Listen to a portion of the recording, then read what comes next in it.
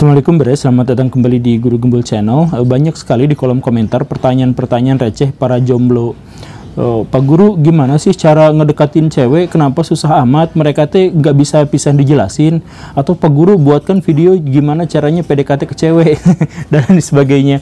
Akar masalahnya itu karena katanya cewek itu susah untuk bisa diterjemahkan apa maunya, dan kenapa cowok selalu salah di mata cewek gitu. Ada pertanyaan-pertanyaan seperti itu yang bahkan sampai harus ngejapri ke saya, ke WA. Pak, ini gimana pendekatan ke cewek? Saya ngomong panjang lebar, dijawabnya cuma 1 atau 2 kata saja, atau bahkan 1-2 huruf saja.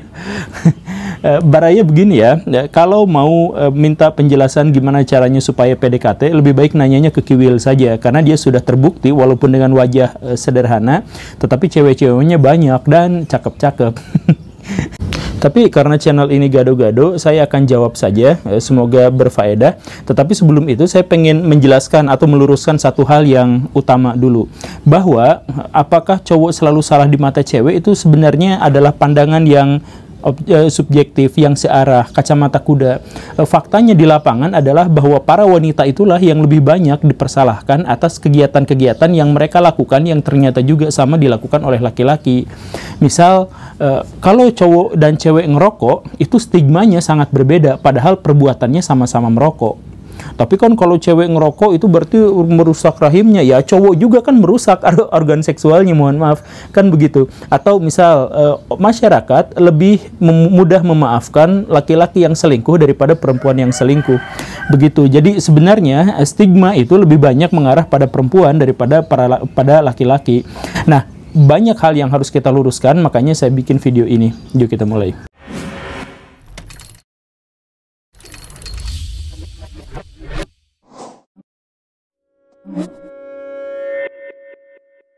Baraya, manusia itu dikendalikan atau dikuasai oleh 2 naluri besar. Yang pertama itu adalah naluri untuk mempertahankan diri, kemudian yang kedua naluri untuk mempertahankan spesies. Sering kita bahas di sini karena ini adalah ide orisinal saya. Naluri untuk mempertahankan diri itu nampak dari kita marah kalau diganggu, kemudian kita ingin menguasai sebanyak mungkin sumber daya, kita ingin kaya, kita takut miskin, karena itu kita giat bekerja, kita melawan orang-orang yang menghalangi tujuan kita. Nah, semua itu adalah naluri dari atau wujud dari naluri untuk mempertahankan diri. Kita juga bisa melihat bahwa sejak kecil misalkan banyak anak-anak yang senang dengan main game, dan kebanyakan dari plot game itu adalah menaklukkan atau mengalahkan pihak yang lain, karena naluri kita memang mendorong kita untuk melakukan itu. Itu yang pertama. Kemudian yang kedua itu adalah naluri untuk mempertahankan spesies. Wujud dari naluri untuk mempertahankan spesies itu adalah kita saling sayang, kita kasihan pada bayi, kita kasihan pada lawan jenis, sayang sekali pada lawan jenis, tertarik pada lawan jenis, kemudian kita suka baca novel-novel cinta, kita suka sekali komik atau film, sinetron atau apapun yang labelnya terkait dengan cinta, romantisme. Kita juga tertarik pada hal-hal yang berbau pornografi, apapun variasinya dan sebagainya. Ini adalah wujud dari naluri kita untuk mempertahankan spesies. Nah, kalau kita pisah antara 2 naluri itu, maka laki-laki itu cenderung pada naluri untuk mempertahankan diri. Sifat-sifat tubuhnya dan bahkan karakteristik otaknya mendorong laki-laki itu untuk melakukan fungsi-fungsi untuk mempertahankan diri. Misalkan tulang, kulit, ototnya lebih kuat daripada wanita. Kemudian sisi agresinya jauh lebih kuat. Testosteronnya 10 atau 20 kali lipat lebih besar daripada perempuan.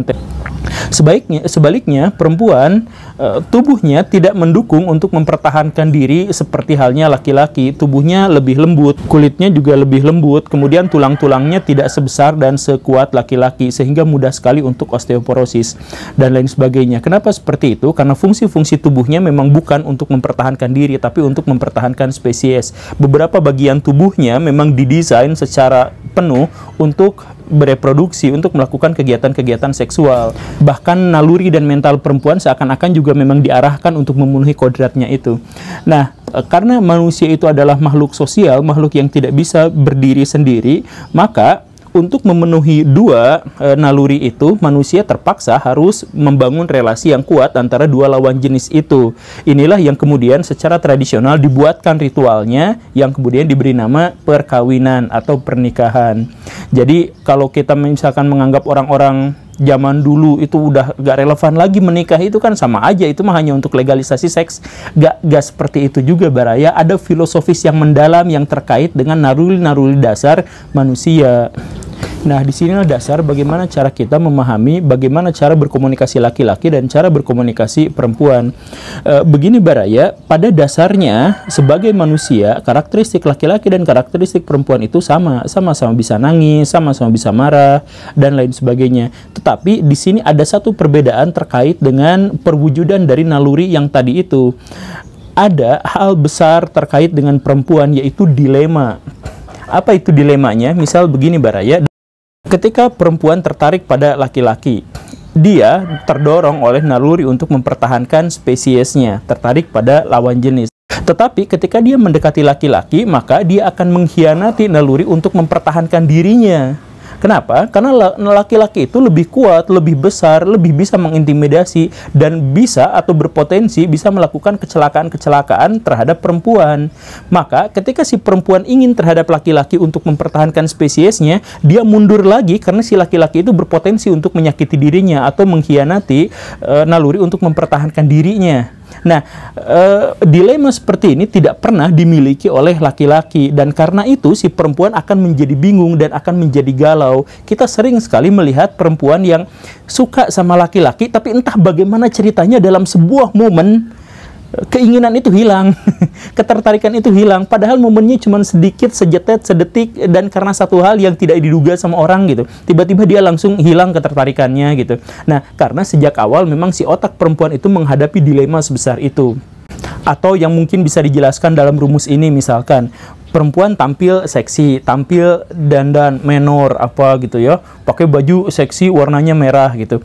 Apa itu tujuannya? Tentu saja adalah untuk menarik perhatian. Ketika si laki-lakinya tertarik, mendekati, melongo gitu, si perempuannya malah marah. Apa sih kamu tuh nggak bisa ngehargain cewek banget sih, dasar cabul lo. Lah, kan ini si cowoknya jadi garuk-garuk. Itu si cewek tampil seksi itu adalah untuk menarik perhatian. Nah, setelah mendapatkan perhatian malah dimarahin juga. Ini maunya apa? Nah, banyak di antara laki-laki yang tidak bisa mengerti kenapa perempuan harus seperti itu.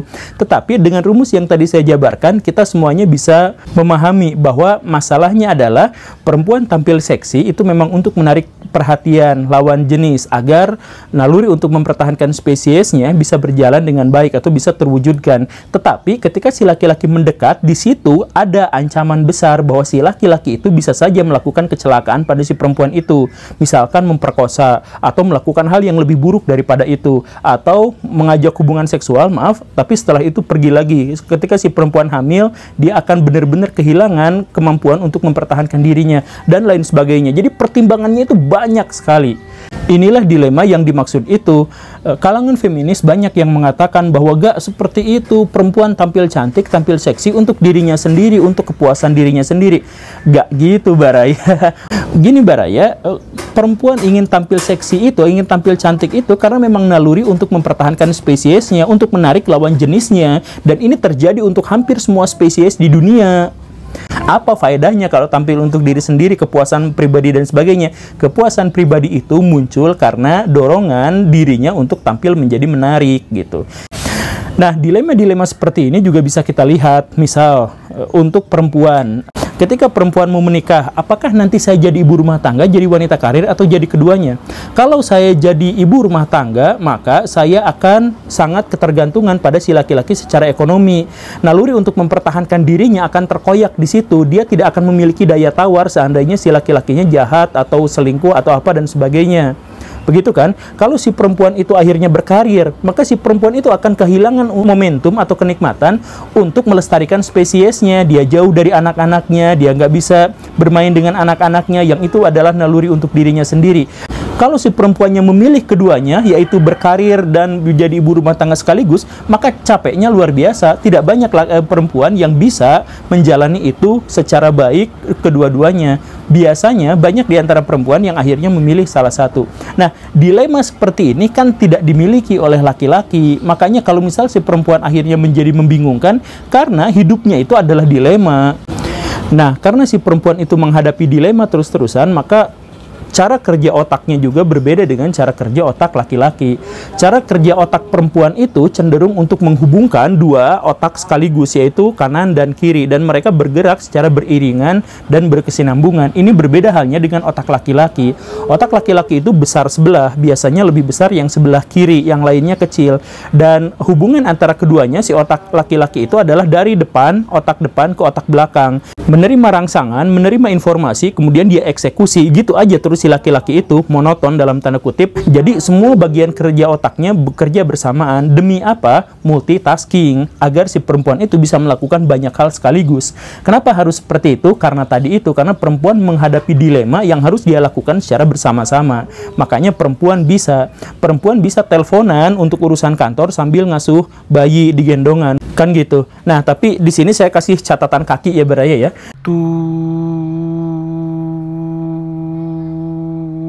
Jadi catatan kakinya begitu, tetapi saya jelaskan yang secara umum saja, yang secara konvensional, bahwa otak laki-laki dan otak perempuan itu memang berbeda secara neurologis.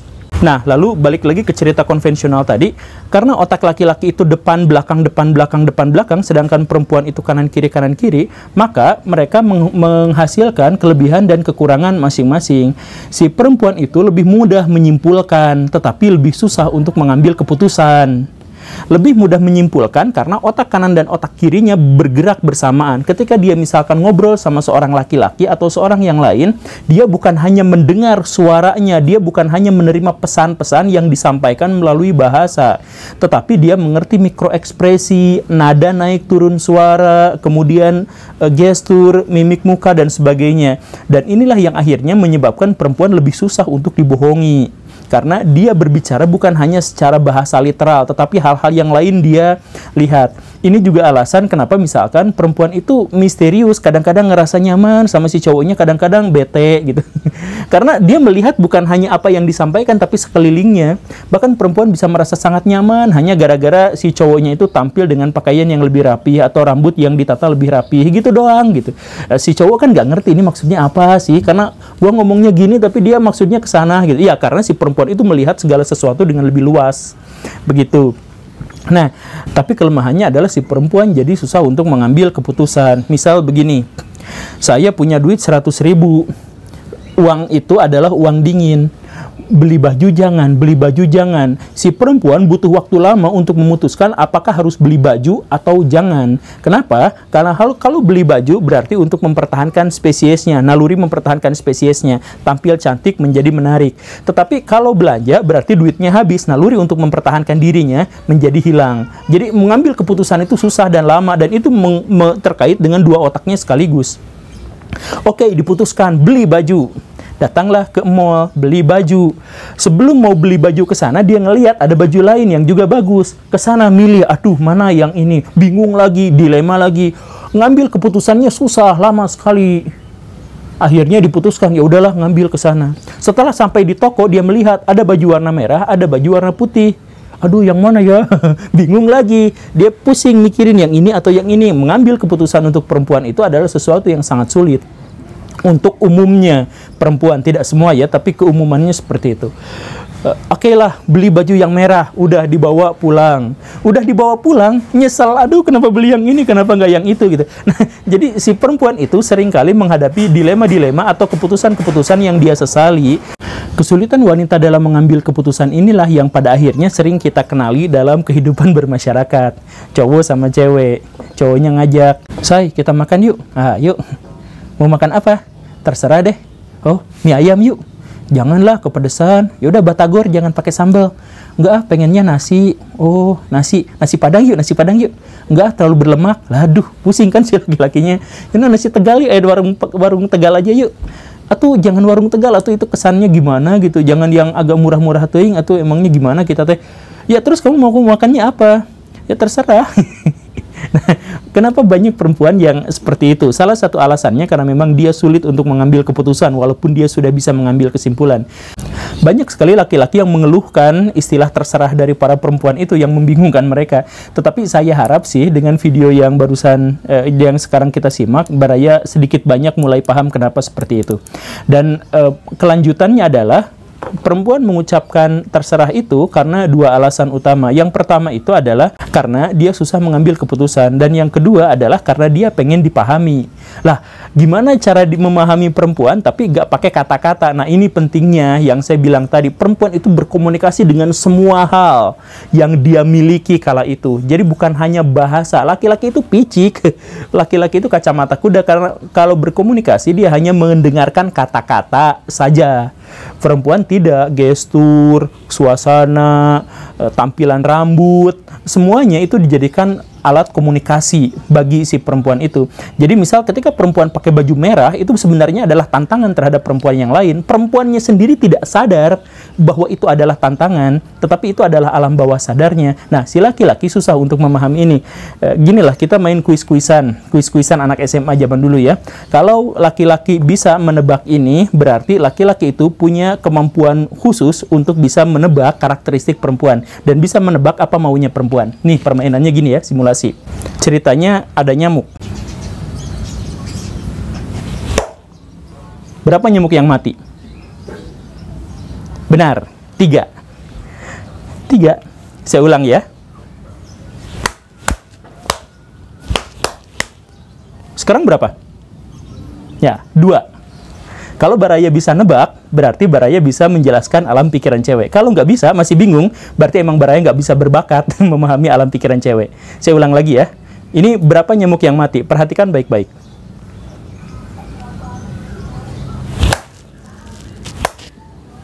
Jangan terkecoh. Sekarang berapa?